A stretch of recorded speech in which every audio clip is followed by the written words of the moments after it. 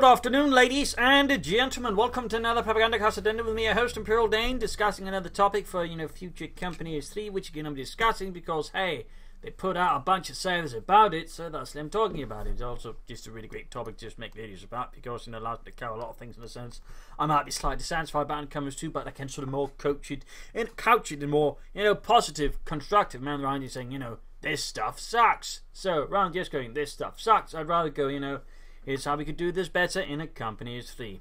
And today's topic are mortars. A bit, tricky depending on which side you're on. I mean, if you're the Wehrmacht against American mortars, they're not fun. Of course, if you're the other allies against the German mortars, they're not very fun in a sense either. Though at the same time, the Wehrmacht currently, they're rather, this is partly due to how the whole faction's been sort of balanced, not very well. But overall, I mean, mortars have just been a weird thing in communism. One, they weren't particularly good unless it was the mortar emplacement, partly because it was just really difficult to counter. But most other mortars generally didn't see a lot of usage because here's a fun fact: they did half the damage a COH2 mortar does, and they also did some suppression. The problem was it just wasn't very consistent or very good at actually dealing with enemy threats. So in many regards, mortars just didn't see a lot of usage in companies unless, again, it was the British mortar. Well, there might also have been a case of the mortar half-track, but even that one did not see an awful lot of usage. Whereas in COH2, they did see a lot more usage. They've been using smoke, which is still a great ability and definitely a great thing to keep around. But, I mean, it sort of still depends a bit on the players, but at the same time, mortars can be a lot more disruptive. Do against now, they basically just can, wipe the entire unit easily when you get lucky wipes in, which means, essentially what has happened is the variance has increased between COH1 and COH2, whereas again, in COH1, essentially the variance basically meant, even if you got a direct hit, you weren't exactly doing a ton of damage. Whereas here, even you get with a bit of luck, you can actually do some heavy damage. You can even get a full wipe. So, in that sense, the mortars can feel overall a lot more extreme. You also got the sword heavy mortar, which is really difficult to deal with because it's really difficult to kill. Has a really powerful range. At times, it might not feel satisfying for the sword player because it doesn't seem to be doing a lot of damage. For the Axis player on the other hand, it can really do a ton of damage. So, in that regard, mortars sort of end up in a sort of slightly weird situation where they're not necessarily always fully liked by the ones who use them or the ones they're used against for different reasons. Because again, for the ones who use them, they can feel unsatisfying at times. But for the ones they're used against, they feel pretty hellish. So, and particularly get more than, one mortar. So the trick is, how could we do mortars better in COH1, or COH3 theoretically, or COH2 and COH1? Because, I mean, I don't think one situation like COH1 where mortars pretty much are no use except their mortar emplacements. And as I've said many times, let's not go to mortar emplacements in COH3. Thank you very much, Relic.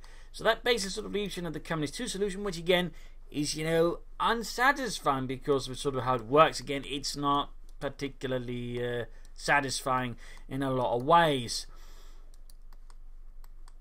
And of course the trick is, well, how do we do that? It was sort of like trying to mix up the two solutions, like lower the damage a bit, but then give it some suppression, so that way they can still do a lot of damage, but even suppress, so that way it doesn't become quite as wipey, but still has an impact on the enemy. But at the same time, can also use to stop blobs, suppress them, slow things down, make things a bit more miserable. I mean, that's one option. The other, of course, option again is the whole addition of morale system. Again, a lot of people dislike it. But it adds snowballing, Dane. Yes, so do other things that involve resources. I mean, oh no, you lost some troops. My goodness, your opponent is snowballing over you because he killed some of your stuff. Like, that's not really an argument. Hell, I could make a video just about how that's not an argument. But again, just staying there, not quite an argument for that one. Again, a morale system could also give the mortars, some sense of purpose. Again, they could sort of have morale damage, that way wearing down troops, enemy support weapons and the like. There's also the addition of what if we actually add top armor to vehicles and tanks to an extent. There is mortars that way can have an impact on certain vehicles. They can actually that way sort of sneak in some extra damage. That could be an idea as well. But I mean, 60 damage, maybe a bit of suppression there could be an option. Morale damage, I mean, getting hit by artillery fire tends to never be a very, very fun thing for anyone. I mean, most people tend not to enjoy getting shelled by mortars. So I mean, that could be an additional way of sort of getting something out of them without necessarily just, giving them suppression. Having them have some impact there. Range could be increased, but again, accuracy, rate of fire could that will also be slowed down. I mean, there's sort of a lot of parameters you fiddle about with when it comes to the mortar to make them more useful. And plus, of course, maybe sort of different types of ammunition.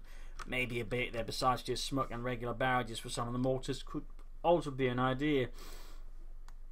So those are some ideas. So there's also the possibility of just creating your sort of synergistic abilities. Maybe you could like tie a mortar to a unit so it sort of covers the unit, essentially fires at targets near it, or you could sort of have like set up zones where they can sort of cover areas. Like a lot of ways, I think you sort of do more interesting things with the mortars. And for the mobile ones, of course, that's a bit trickier. They certainly tend to not see a lot of use unless they're busted, because they tend just to require so much fuel. Like for example, the Wehrmacht mortar half track, just very expensive, but again ends up not feeling very satisfying. And that's of course the other side. How do we make them, feel more satisfying, but again, less high variance? And of course, it's also a bit the trick there, because one side again we need to feel like less oppressive when they finally do go off, and again that's slightly low damage, maybe giving some suppression. But the trick is also, well, how do we make them feel satisfying enough then so that actually people want to use them, because that's the other side of the problem. And again, that's a bit tricky. I mean, again, sort of sufficient suppression, maybe morale damage, all that, could be sort of effects that could cause, people to more sort of make, more use of them. Again, like vehicle damage, as I mentioned, there's also an option there, so maybe sort of somehow create an incentive towards using them.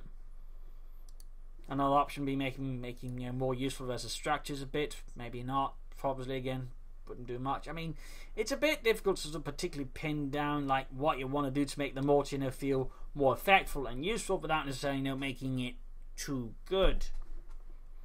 And again, again, high variance. That's sort of the problem again. I mean, if it's just a lot of things that feel random and it's feeling bad, is because like the results generally tend to end up being too extreme. Either like it does boom massive damage, or it does zip. And of course that's a problem. Like how do you ensure that feel satisfying, but again you don't sort of just need extreme results? That's kind of the problem there, because again we can to the extent avoid the one end of the extreme, which again is just wipes and just murder stuff by lowering the damage. But at the same time we then need to make sure so it actually feels like it still does something, even if it doesn't get a perfect hit or does some serious damage, in which case again suppression, but then it needs to slow down the rate of fire to an extent as well. But suppression, morale damage as suggested, other things there I think are sort of the best options to really just make it feel like, even if you don't get a direct hit, it does have something there, it does have an impact. Of course, the trick is to ensure just lock down your entire force. So some kind of light suppression that just sort of slowly adds up reasonably once the area is getting barraged, maybe. Again, it's a bit tricky, but of course, morale damage is the other one. It doesn't necessarily immediately suppress, but it'll have an effect. It'll slow down troops. It can be used to sort of soften up areas before you then actually attack, or it can be used to make things worse for attackers. So I think morale damage again is one of those. It's almost like companies would really benefit a ton from a morale system. So I think I'm just going to stick to that one. So there you go. Hope you enjoyed this video though. I think I could basically keep just going morale system. Amazing idea. I mean, that would just be me if I have to go on about this topic, but that's sort of how I see ultimately in the game fixing mortars in Company 3. Morale system, lower the damage a bit, have them do morale damage, you're good to go, Relic. Also, no mortar emplacements. For the love of all that's good in the world, pure, sensible, and intelligent, don't do mortar emplacements. Anyways, hope you enjoyed this video, hope you learned something from it, hope it gives you ideas. If you did, subscribe, like, share, comment, and of course you can post your own thoughts on how to do mortars in the Company 3 in the comments. This is Imperial Lane signing off. See you all. You're a wonderful audience. Cheers.